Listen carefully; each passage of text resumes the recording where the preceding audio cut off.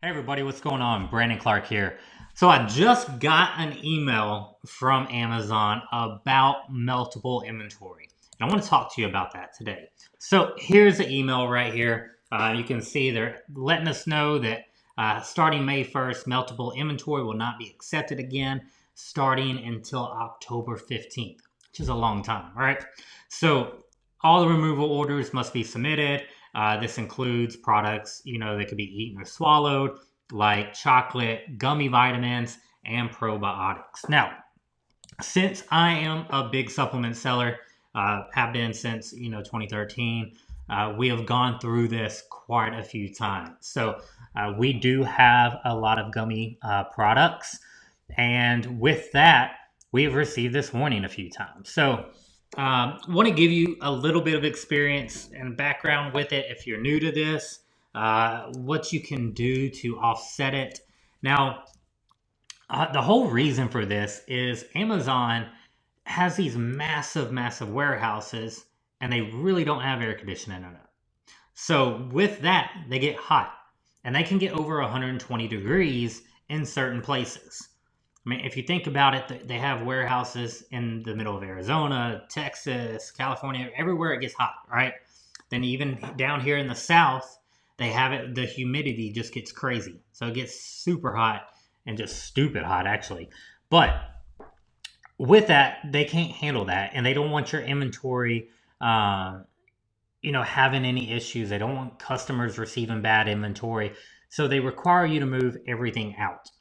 Now, if you don't, they say they will just start disposing of everything May 1st. So, in my experience, I pay attention to how much inventory I have in there.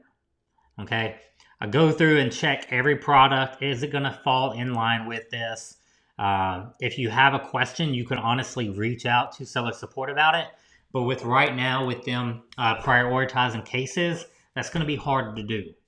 So, your best bet, honestly, if you don't have a lot of inventory, let it sell out, and then come April 30th, you can submit a removal order, right? And then get all that inventory out.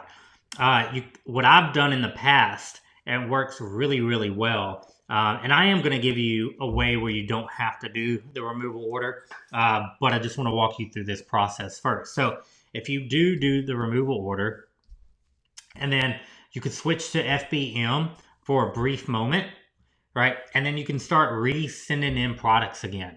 So what I found is they will say some of our gummies fall in line and need to be taken out. Well, when we take them out, they're not going to submit or accept any inventory until October 15th. So we don't want to wait that long, right? So we'll send in small batches, 50 units here, see what happens. 9 times out of 10, they get accepted.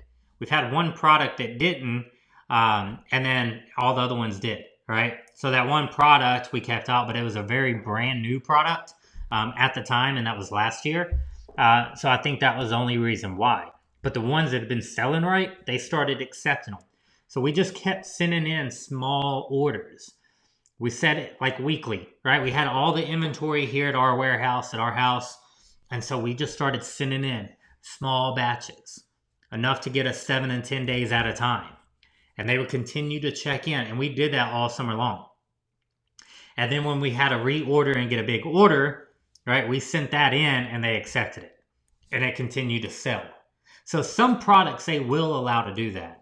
Now, the best way to avoid all that is to check with your supplier.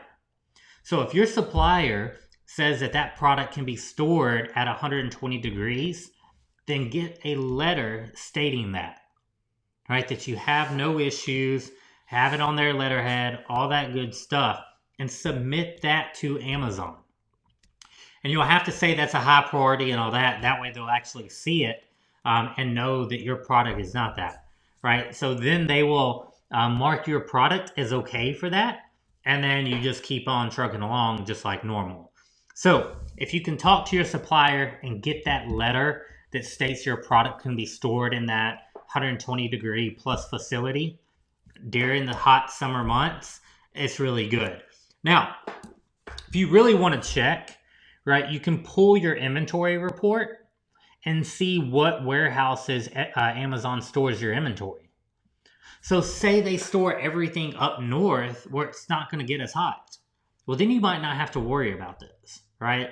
But if they're storing everything in those hot southern states, then you definitely want to check and make sure. Because the worst thing you can do is, a customer receives a gummy supplement product and all of them are melted, right? It's just one big gummy blob down there. And then what's going to happen? They're going to blame you for that. So your listing is just going to get hit with negative reviews. All right. Amazon's going to get an influx of returns. You're going to have all these issues arise. So if your product can't stand it, right, it's best to maybe pull it out and just ship in smaller units, or get that letter if it can handle that and move forward. But again, it was this Meltable inventory warning. Just went out today on April 1st. So we have 30 days before they remove that. But if you have any questions on this at all, reach out to me. Like I said, I've done this a couple of different times, but those are the two major ways to handle it. It's A, right, get that letter from your supplier stating the product's okay, or B, pulling that inventory out and then seeing if you can submit it again. Some products are not going to allow you to submit that inventory back in, so you're just going to have to run FBM for that season, and then you can switch back to FBA in the winter months. But the ones that they do allow in, right, just keep shipping in, keep moving ahead, and getting those sales, because everyone else that sells that type of product is in the same scenario, right? So if you have any questions, please reach out to me. Contact information is below the video. And if you're watching this on YouTube, give it a like, give it a share, and be sure to subscribe so you get more videos like this. I would really appreciate it. If you have any questions or need a video specific on a topic, reach out to me as well, and I will do that for you, all right? Hope you have a wonderful day. Thank you so much. See you.